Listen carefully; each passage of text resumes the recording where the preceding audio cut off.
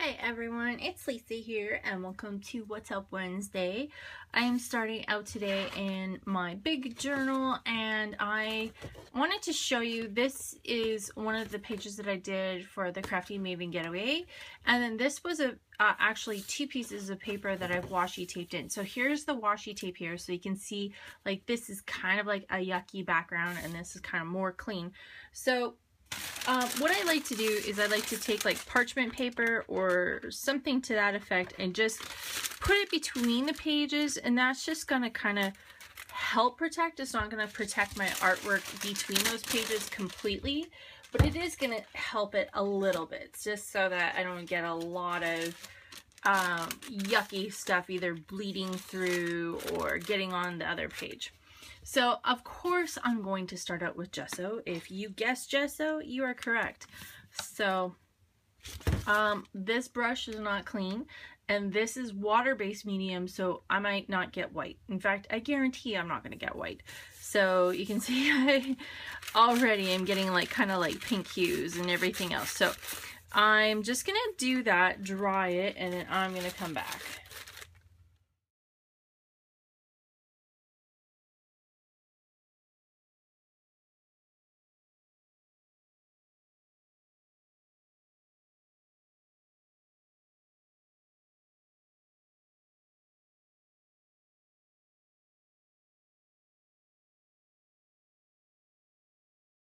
Okay, so I actually did 2 coats of gesso on these pages. Now I have this stencil, it's called Parasol, I believe it's called. And what I'm going to do is I have, this is Joint Compound. You can use anything, it's basically the stuff that you use to seal your joints of your drywall. So it might be called stuff, different other sorts of things in other parts of the world, but this is what I have, and I just have a small bucket. It's super cheap. So if you don't have modeling paste, you can use this. Now keep in mind, this is a medium that you'll probably have to use, like say matte medium or something like that over top to make it not porous. So I'm just gonna kind of, I don't know, go like that. I'm just gonna kind of spread it out. You can see my drywall compound is not completely clean. There's like black streaks in it. That was just from the last time I did something. So I'm just going to kind of like play with whatever I got here, and then I'll be right back.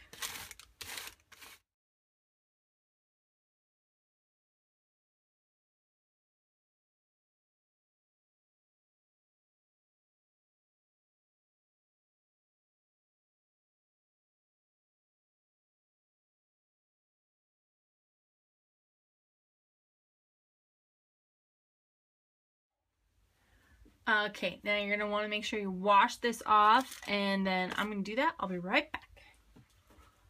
Okay, so I'm going to leave this to dry however long it takes, like hours, overnight, however long it takes, and then I'll be right back. Okay, so I've gotten to this part, and you can kind of, if I go like this, you can kind of see those little periscope things show up quite a bit better. What I'm going to do is, maybe with a clean brush, not that one, I am going to go in and kind of like go over with some matte medium that's just going to seal in all of this stuff, so that way it doesn't maybe flake off or do anything weird after. So, and then I'll dry that, and then I'll be right back.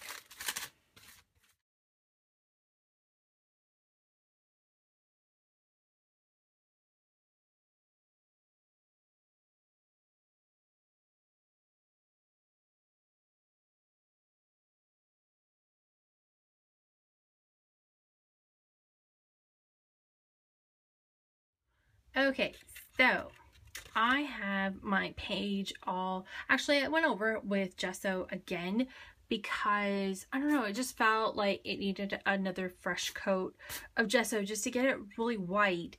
Like I said, in that picture, it's really white, it's really stark at the bottom of the dress. So I actually was kind of playing around with the paint. Things didn't really go the way I wanted it to with the paint, but I went and I dripped the leftover onto my kind of like yuck page that I don't really care for. But do you see that marbling? That is kind of the look I want to get. And I created that totally by accident. So we're going to drip up. I'm going to do kind of like opposite the dress because actually maybe I should drip down. Yeah, maybe I'll drip down. We'll do drip down just because it's different. So I want to create kind of like a thinner consistency of paint, so that way it's gonna drip and it's gonna kind of marble into each other. So I'm gonna kind of opt for some more fluid kind of inks.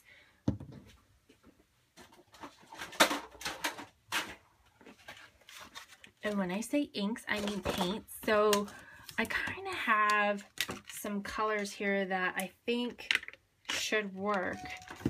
So I have quinacridone magenta, and I'm gonna kind of, I'm not really sure if I should just like pour it on here and then drip it up, or if I should just put it on the plate like I did before. So we might try both. So there's the magenta. And I'm gonna add a little bit of the blue just because there is a very, very slight hint of blue in that dress. I do need some purple, which I don't have purple in any of my colors, but this is Permanent Violet Dark, but I do have Airbrush Medium, which is the same thing. Like, this will make high flow paint. So I'm going to kind of add that much and then kind of mix it in.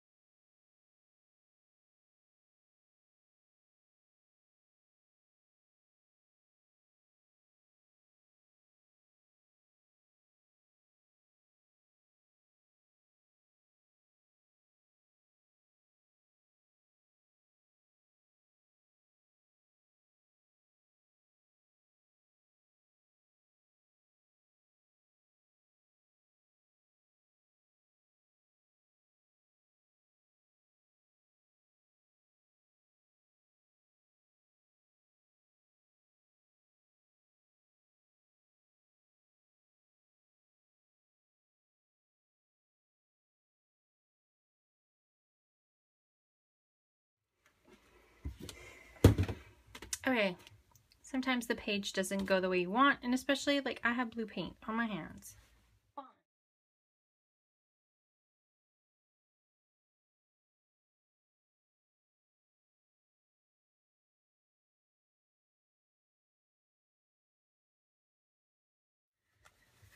Okay, so what have I learned so far?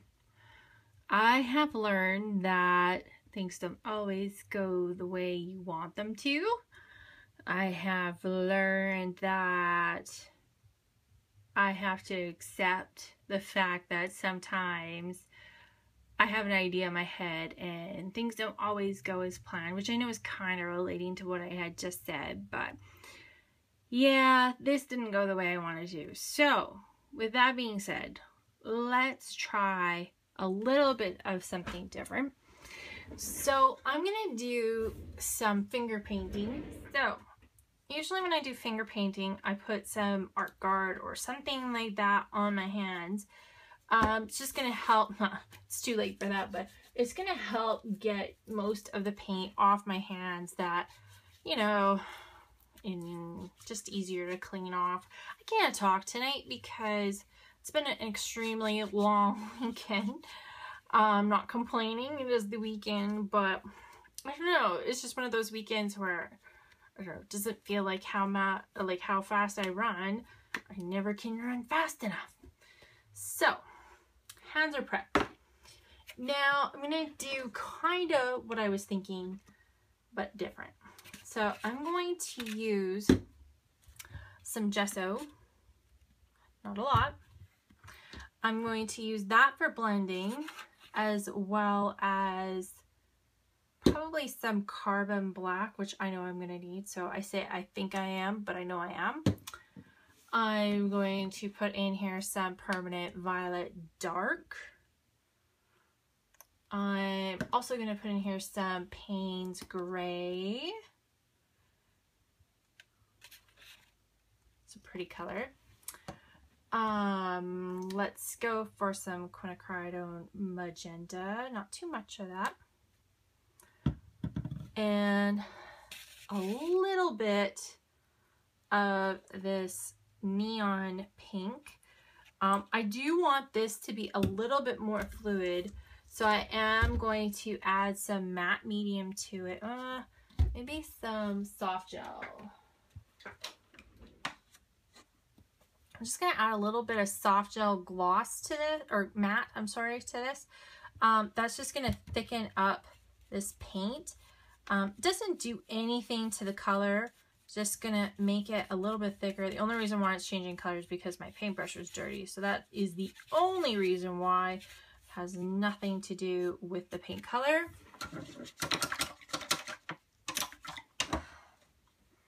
Alright, so I've got black, permanent violet dark, Payne's gray, quinacridone magenta, and then this neon pink. And then if you take a look at the inspiration piece, there is kind of like this corally pinky kind of color. So if I take some yellow, I'm just going to take a very small bit of yellow, mix it in with this quinacridone magenta, and maybe a touch more.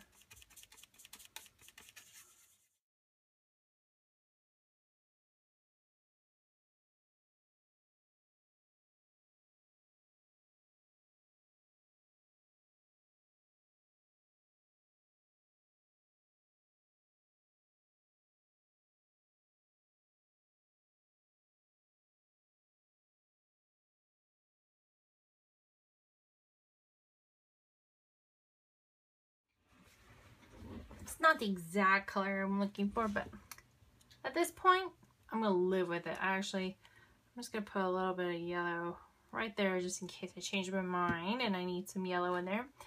So I'm going to start in with kind of like this range in here, and I want to be very careful with the black and very careful with the white. So let's just start here and add a little bit of the blue, and I'm just going to kind of do some blending.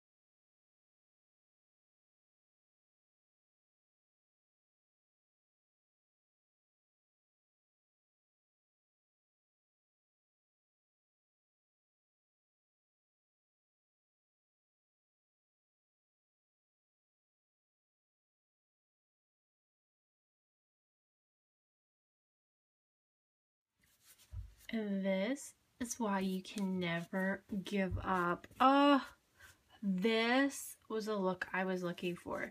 Sometimes when you first start getting into art journaling, you're not really sure how to get the look you're looking for. This was the look. So first I tried dripping. That was too dramatic. I wanted something soft and flowy and looks like it was coming up. So this is the perfect example of what I mean. So again, just blending with some white gesso, kind of like lighten it up in here.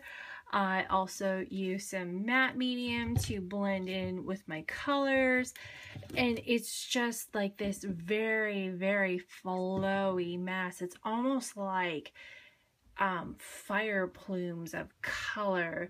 Like this is like the black smoke that's coming up, and like the other like tones of the fire, you know, like it just, wow, I don't know what else to do to this. I really don't. So I have to sit on it, think about it, and then I'll be back. Okay, sometimes in life, less is more. And I think I'm going with the less is more on this particular page.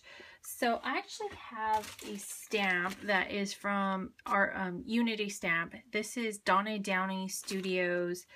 It is called Art and Possibility, and there's this stamp that says everything happens for a reason, which is absolutely my motto. I say it so many times. It's crazy. So I think I'm just going to stamp this sentiment on there and call it done. I don't want to add too much to it because this just makes me so happy. So I have two StazOn inks. I'm not really sure. I could go black. I really could. I don't know where it is, so we're gonna opt for option 1 or option 2. So this is Blue Hawaii. I'm just not sure how light it is. I don't want it to be like crazy light, so I'm just gonna do a practice one. That's not so bad. And then let's try, this is the Midnight Blue. And I realize it's upside down. I kind of like the Midnight Blue a little bit better. It's really close to black. So I'm going to do this one. And then I think I'm just going to kind of stamp it right in here. Yeah, right down in here. Bam. Just like that. It's not perfect, but that's okay. And that just, I don't know. That just feels like it finishes it off. I'm digging it. It makes me happy, and that's what matters, right? So thank you everybody for joining me on What's Up Wednesday, and I hope to see you guys next week for What's Up Wednesday. I will see if I can remember to post all the products that I use over on a blog post over at thepinkcamera.com. So if you're interested, you can head over there and I will have more information on this page. So thank you everybody for watching, and I will see you next time. Bye.